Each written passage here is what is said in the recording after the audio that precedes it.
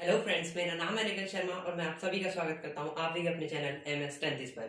तो इस वीडियो में फ्रेंड्स हम अपने chapter light reflection and reflection को आगे कंटिन्यू करने वाले हैं।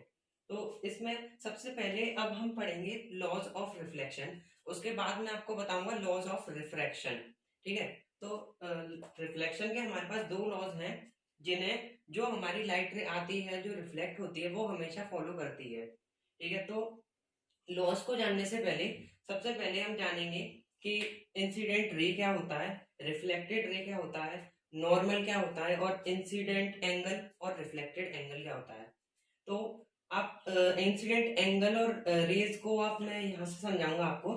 देखिए, जो रे आपकी लाइट के सोर्स से आती है और किसी भी सरफेस पर टकराती है, जो रे सोर्स से आती है, जैसे इधर एक है आपका सोर्स, लाइट का इधर सोर्स है, यहाँ से ये रे आई ये वाली, ये इस प्लेन सरफेस पर टकराई, तो जो रे आई है सोर्स से वो होती है इंसिडेंट रे। और जो रे रिफ्लेक्ट बैक हो गई, मतलब ये रे आई और ये यहाँ से रिफ्लेक्ट हो गई, तो अब हम इसे बोलेंगे रिफ्लेक्टेड रे। यानी कि जो रे मिरर से या किसी भी सरफेस से टकराकर रिफ्लेक्ट हो गई उस रे को हम बोलेंगे रिफ्लेक्टेड रे। अब देखिए, नॉर्मल क्या होता है, जहां पर जिस पॉइंट पर ये दोनों रेज होती हैं, यानी कि जहां पर रिफ्लेक्शन होता है उस सरफेस पर हम एक परपेंडिकुलर लाइन ड्रॉ करते हैं। ये वाली लाइन, ये जो आपको लाइन दिख रही है ये वाली, ये ये है आपकी नॉर्मल। तो जो सरफेस हमारा, ये हमारा सरफेस है, तो सरफेस से जहां उस पॉइंट पर जहां से रिफ्लेक्शन होता है उधर हम एक परपेंडिकुलर लाइन ड्रॉ करते हैं, उसे हम कहते हैं नॉर्मल। ये हो गई आपकी इंसिडेंट रे।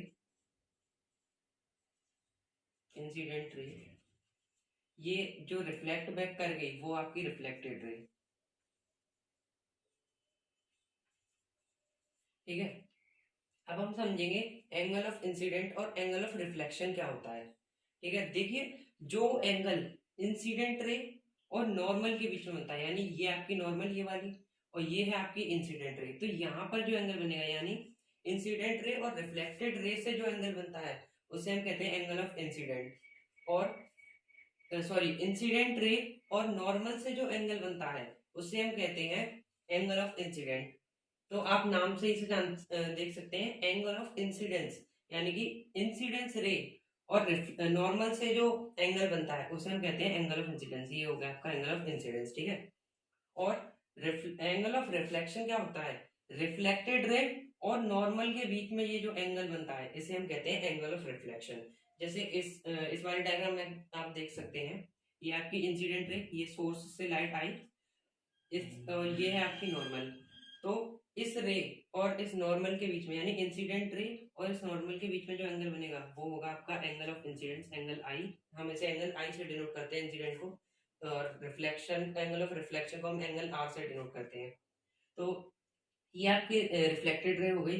तो इस रिफ्लेक्टेड रे और इस नॉर्मल के बीच में जो बनेगा वो होगा आपका angle of reflection, angle r. ठीक है। ये हो गया आपका एंगल आर। तो अब हम इसके दोनों लॉज को समझेंगे। सबसे पहला आपका लॉ है कि angle of incidence and angle of reflection are always equal. यानी कि हमने ये एक बीच में नॉर्मल बनाई, तो इस नॉर्मल से इंसिडेंट रे तक का जो एंगल है, यानी एंगल ऑफ इंसिडेंस, ये वाला जो आपका एंगल है, ये एंगल ऑफ इंसिडेंस, वो एंगल ऑफ रिफ्लेक्शन के इक्वल होगा। ये आपका लॉ है main, angle of incidence is always equal to angle of reflection.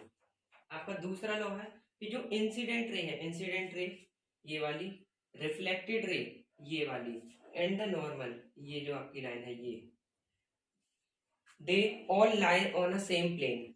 यानी कि ये तीनों रेज जो है एक ही प्लेन पर लाई करेंगे। ऐसा नहीं है कि जैसे इंसिडेंट आपने इस प्लेन पर, इस प्लेन सरफेस पर इंसिडेंट करी और वो रिफ्लेक्ट किसी दूसरे सरफेस पे हुई है, ऐसा नहीं होगा। ये नॉर्मल, इंसिडेंट रे और रिफ्लेक्टेड रे आपके तीनों एक ही प्लेन पर लाई करेंगे, यानी एक ही सरफेस पर लाई करेंगी। तो यहाँ आपके दोनों लॉज जो है कंप्लीट हो गए हैं। तो दोस्तों अब हम पढ़ेंगे image formation by plane mirror. ये टॉपिक आपका काफी ज्यादा इंपॉर्टेंट है, डायरेक्टली आपसे कभी कभार एग्जाम में पूछ लिया जाता है कि प्लेन मिरर से ऑब्जेक्ट, एक पॉइंट सोर्स ऑब्जेक्ट है उसकी इमेज फॉर्मेशन करके दिखाइए, या फिर एक स्ट्रेट ऑब्जेक्ट है, लाइन ऑब्जेक्ट है, उसकी इमेज फॉर्मेशन करके दिखाइए। देखिए सबसे पहले हमें पता होना चाहिए कि आखिर एक इमेज बनती कहाँ पर है। देखिए एक इमेज उस जगह बनती है जहां पर रेज मीट करती हैं, या तो रेज रियल में मीट करें या फिर हमें अपीयर करे मीट करती हुई, यानी कि हमें ऐसा दिखाई दे कि रेज मीट कर रही हैं।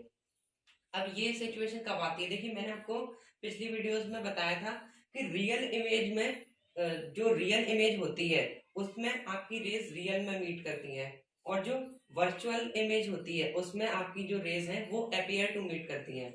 मैंने बताया था कि प्लेन मिरर हमेशा आपकी वर्चुअल इमेज बनाता है, तो यहाँ पे रेज अपीयर करेंगी मीट करते हुए। तो देखिए ये सबसे पहले हम पॉइंट सोर्स ऑब्जेक्ट के पढ़ेंगे कि पॉइंट ऑब्जेक्ट की इमेज कैसे फॉर्मेशन, पॉइंट सोर्स इमेज का कैसे फॉर्मेशन होता है। ठीक है, तो जैसे ये आपका ऑब्जेक्ट है, ये आपका पॉइंट सोर्स ऑब्जेक्ट है, ये पॉइंट हो गया। ठीक है, ये आपका कोई भी ऑब्जेक्ट है, तो यहाँ से आपको सबसे पहले दो रेज निकालनी है।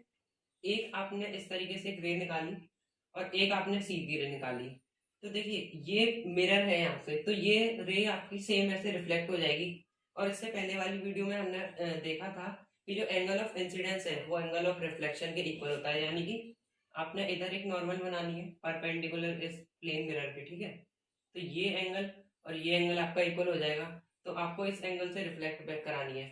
अब आपको क्या करना है, आपको पता है वर्चुअल इमेज बनाता है ये हमेशा, तो आपको इस वाली रिफ्लेक्टेड रे को एक स्केल ऐसे इधर रखना है और पीछे करके ले जाना है, ऐसे डैश डैश करके आपको ले जाना है।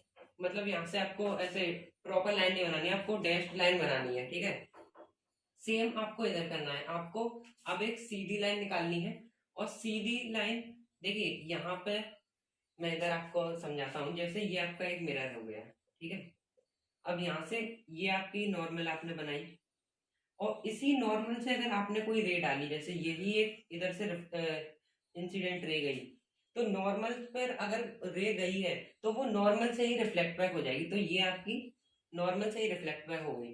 तो सेम यहाँ पर हुआ है, आपने जो रे यहाँ से डाली वो आपने नॉर्मल से ही होकर डाली है, तो वापस यहीं से ही रिफ्लेक्ट बैक हो गई।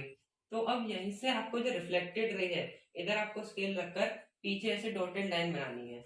अब जहां पर ये वाली लाइन और ये वाली लाइन मीट करेंगी, जैसे इधर मीट करी, तो यहाँ पर आपकी इमेज बन जाएगी। तो देख जैसे कि हमने इधर देखा कि यहाँ पर हमारी जो ये दो रेस है वो एक्चुअली में तो मीट नहीं हुई, लेकिन हमने मीट कराई है जानबूझकर पीछे ले जाकर, मिरर के पीछे। ठीक है, तो मतलब ये आपकी वर्चुअल इमेज हुई और ये आपका ऑब्जेक्ट बन गया। सिमिलरली अब हमें देखना है एक स्ट्रेट ऑब्जेक्ट या फिर एक लाइन ऑब्जेक्ट में, तो इसमें आपको सिमिलरली दो दो रेज निकालनी है। जैसे एक बार आपने ऊपर ऊपर से निकाली, ये आपकी अपर साइड हो गई ये वाली। ठीक है, ये सिमिलरली ऐसे ही आपने ये वाली रे निकाली, ये ऐसे आई, इस साइड आई, और इसे आपने पीछे कर दिया इस जगह।